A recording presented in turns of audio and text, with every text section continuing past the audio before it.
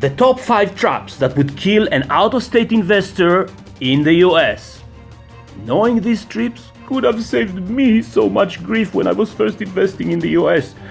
These traps are in no particular order of importance. Each one of them can kill you as an investor. So, trap number 1, numero uno.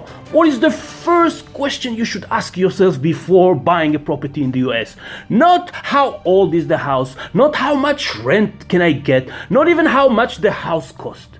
The first question you should ask yourself is, how well really my local real estate agent know this area? And by know this area, I mean intimately know, block by block, street by street. And why this is so important? Because you don't want to be the stupid tourist in the exotic bazaar who pays twice for the fake item. And the best person to guide you and protect you is your local real estate agent. The more they know, the more they're familiar with the area, better protection. How do you know if my real estate agent really knows the area? Here is a little trick for you. I call it taste your realtor. Before closing, ask him or her to name 3 good restaurants, let's say 10 minutes away from the property. Then go there, have a nice lunch or dinner.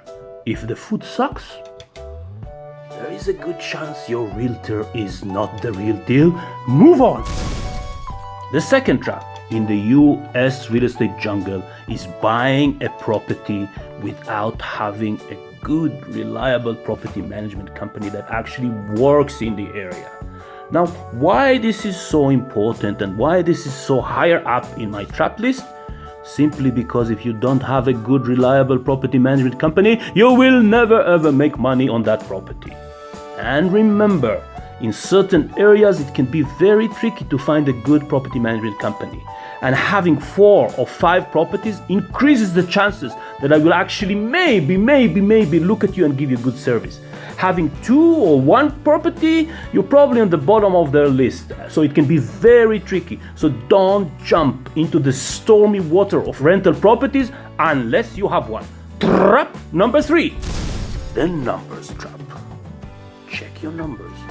Check your numbers again and again and again. But remember, numbers can be tricky, very tricky. Often the worst areas presenting the best rental cash flow and the best return on investment on paper, until your tenant is not paying you rent or trashing your place.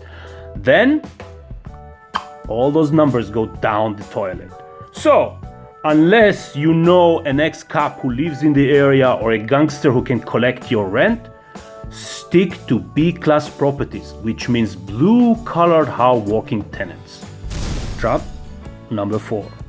For God's sake, don't buy a property without traveling there and seeing it with your own eyes. No matter how great you are gathering critical information online, no matter how busy you are, you need to be there. Feel it. Smell it. Buying a property online is like getting married because you really like the smile on the online dating photo. A big no-no. A recipe for disaster. Trap number 5. The deadliest trap. Don't you ever forget this is not your market. When a 400 square foot tiny 1-bedroom condo apartment in a city like Toronto costs more than $500,000, it's really very hard to believe a 3-bedroom detached house with a yard that costs $20,000 in Cleveland can actually be a bad deal. But it can. Very easily. So, those are my top 5 traps that would kill you investing in the US. But what can you do if you fall into one of those deadly killer traps? And believe me, sooner or later you will. That's the fate of being an entrepreneur. So if you have fallen into one or more of these traps and wondering how to survive, check out my video, How to Survive Deadly Real Estate Traps. And remember, breathing doesn't mean you are alive. Adios!